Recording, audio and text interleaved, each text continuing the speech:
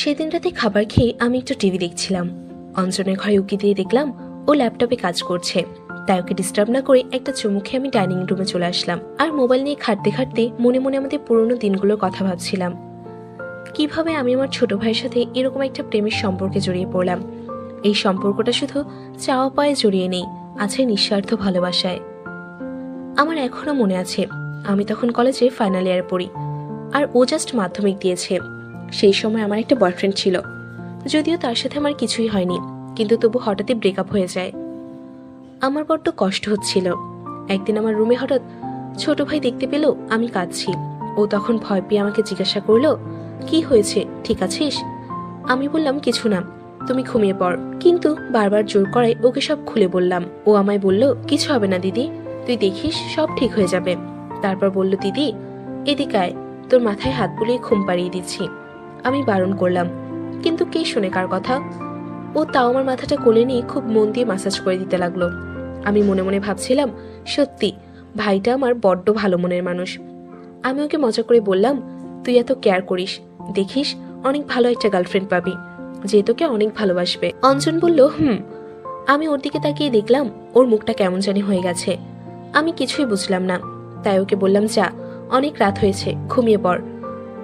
এরপর আমার কথা মতো ও চলে গেল। পরের দিন সকালে ব্রেকফাস্ট করার পর আমার রুমে এসে আমাকে জিজ্ঞাসা করলো, দিদি তুই কি ওর জন্য কষ্ট পাচ্ছিস? আমি বললাম, তাই একটু পাচ্ছি, তবে ভালোই হয়েছে, বেশ কিছু হারাবার আগেই সম্পর্ক শেষ হয়ে গেছে। তারপর ওর সাথে অনেকক্ষণ গল্প করলাম। ওকে বললাম, বিকেলে শপিং এ যাবি? সে তো তখন আনন্দ সহকারে বলল, যেতে পারি, যদি তুই ট্রিট দিস। আমি হেসে বললাম, এই ছেলেটা এত খায়, তাও দেখো একটুও মোটা হয় না। ও আমার কথা শুনে আমাকে ভেঙাতে লাগলো। আমি তখন মনে মনে ভাবলাম, পাগল একটা।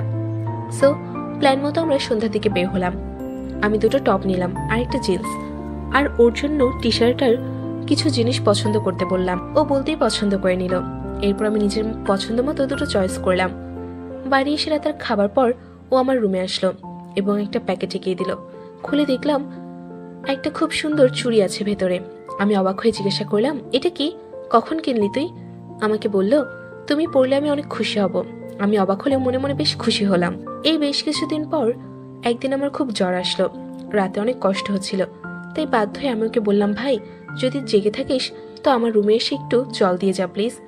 একটু পরে ও আমার রুমে এসে আমার অবস্থা থেকে ভয় পেয়ে গেল। তারপর সারা রাত আমার মাথায় জলপট্টি দিয়ে দিল। আমি ভোরের থেকে ঘুম ভেঙে দেখলাম বেচারা আমার পায়ের কাছে বসে ঘুমিয়ে পড়েছে। ওকে দেখে আমার মনটা কেঁদে উঠল। মনে মনে ভাবলাম, বেচারা সারা রাত আমার জন্য এভাবে জেগেছিল, তাই ওকে খাটে শুয়ে দিয়ে ওর গায়ে একটা চাদর দিয়ে দিলাম। আমার জ্বর তখন একটু কমে এসেছে।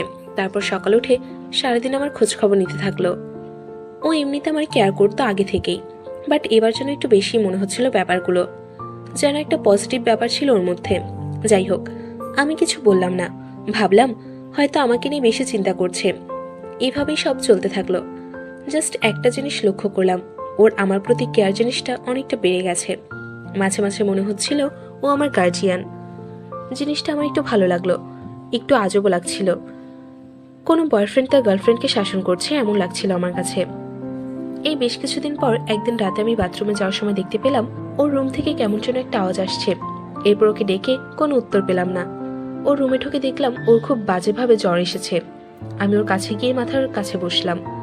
তখনও বলল, দিদি প্লিজ এভাবে আমায় ছেড়ে যাস না, আমি তোকে ছাড়া থাকতে পারবো না, তুই কেন বুঝিস না? কথাগুলো শুনে আমি বেশ অবাক হলাম, বাট এরপর যেটা বললো শুনে আমার মাথা ঘুরে গেল। বলতে লাগলো, এটা কেন বুঝিস না, আমি তোকে ভালোবাসি, আমি তোকে নিজের থেকেও বেশি ভালোবাসি। তখন আমার মাথা কাজ করছিল না। আমি ও মাথায় জলপট্টি দিয়ে জোর করে আমার রুমে চলে আসলাম। মনে মনে ভাবলাম, ওর জ্বর কমার পর সকালে এটা নিয়ে কথা বলতে হবে। আমার মাথাটা গরম হয়ে গিয়েছিল তখন।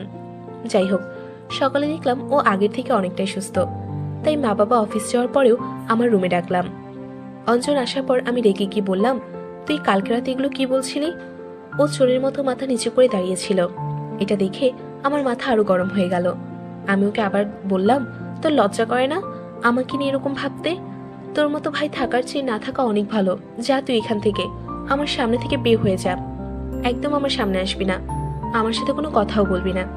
আমি বুঝতে পারলাম আমার কথা শুনে ও চোখে জল নিয়ে ঘর থেকে বেরিয়ে গেল। এরপর প্রায় 2 সপ্তাহ ওর সাথে আমার কোনো কথা হয়নি। এমনকি তেমন ভাবে আমার সামনেও আসতে দেখিনি। একদিন ছোট মামকে জিজ্ঞাসা করলো, আচ্ছা অঞ্জনের কিছু হয়েছে নাকি? ছেলেটার শরীর ভালো না, আর বেশ কিছুদিন ভালো করে খাচ্ছে না। এটা শুনে আমার একটু খারাপ লাগলো, তাই সেদিন রাতে সবাই ঘুমানোর পর কিছু না বলে আমি রুমে ঢুকলাম। আমি তখন দেখতে পেলাম সে বালিশে ফুপিয়ে কান্না করছে। ওকে দেখে আমার একটু খারাপ লাগলো। তখন মনে মনে ভাবলাম সেদিন ওভাবে বলা উচিত হয়নি, কিন্তু ও যেটা করেছে সেটাই বা কিভাবে মেনে নেই। মা আলাদা হলেও আমাদের বাবা একজনই।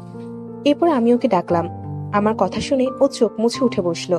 আমি ওকে জিজ্ঞাসা করলাম, তোর দাবি কি বল? শুনলাম খাচ্ছিস না, কি হয়েছে তোর? সে আমাকে বলল, কিছু না। আমি রেগে গিয়ে বললাম, কি চাস তুই? ও বলল, প্লিজ এভাবে কথা বলিস না আমার সাথে, আমি জাস্ট আর নিতে পারছি না। আমি তোর সামনে যাইনি, তাহলে এরকম করছিস কেন?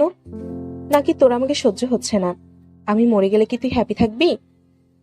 ওর কাছ থেকে আমি এ ধরনের কথাবার্তা আশা করিনি, তাই ওর কথা শুনে আমার খুব খারাপ লাগলো। তখন আমি ওকে বুঝিয়ে বললাম, দেখ ভাই, এভাবে হয় না, আমি তোর দিদি হই, এগুলো কি ভাবছিস আমাকে নিয়ে? মাথা ঠিক আছে তোর?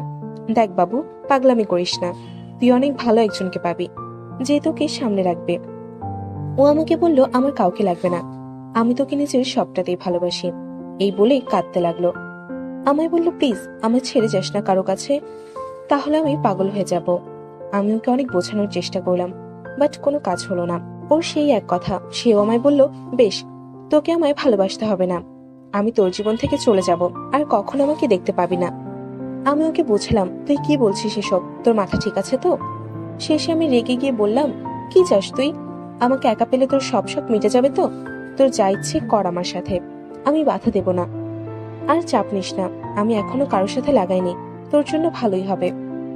আমি আগে কাঁপতে কাঁপতে ওকে সব বললাম। তখন আমার চোখে জল চলে এসেছিল।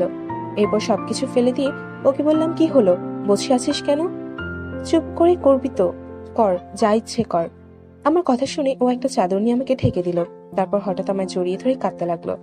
আমায় বলল, দেখ, আমার তো এগুলো নিয়ে কিছু আসা যায় না, আমার সাথে কেমন এমন করছিস? আমি তোকে মন থেকে ভালোবাসি, আমি তোর কোলে মাথা রেখে ঘুমোতে চাই, আমি তোর কাঁধে মাথা রেখে আকাশ দেখতে চাই, আমি তোর হাত ধরে গঙ্গার ধারে হাঁটতে চাই। কোন নতুন প্রেমিক প্রেমিকার মতো তুই শুধু তোর হাতটা ধরতে দিস। আমি ওর কথা শুনে জাস্ট অবাক হয়ে গেলাম। ওর ম্যাচিউরিটি দেখে হঠাৎ কি হলো আমি নিজেও জানি না। আমি ওকে ধরে আদর করতে লাগলাম। আমার এই হঠাৎ আক্রমণে অনেকক্ষণ পর আমি নিজেকে সরিয়ে ওর দিকে তাকালাম। আমি দেখলাম ও ফ্যাল ফ্যাল করে আমার দিকে চেয়ে রয়েছে। ও এখনো বুঝতে পারছে না কি হলো বা কি হচ্ছে। ওর এই অবস্থা দেখে আমি রীতিমতো হেসে ফেললাম। তারপর আমি ওকে সবকিছু বুঝিয়ে দিলাম, কারণ তখন আমার অবস্থাও খারাপ হয়েছে। তখন আমার কথা মতো কাজ করতে লাগলো। প্রায় 30 মিনিট ধরে টানা খেলে গেল। আমার খুব ভালো লাগলো। আমি বুঝতে পারলাম ও শুধু আমাকে মন থেকে ভালোবাসবে না, আমাকে ভালো লাগাতেও পারবে। সেদিনের পর থেকে আমাদের নিয়মিত খেলাধুলা শুরু করলাম। বন্ধুরা, আজকে গল্পটি কেমন লাগলো কমেন্ট করে জানাও। আসি বন্ধুরা, টাটা, বাই বাই।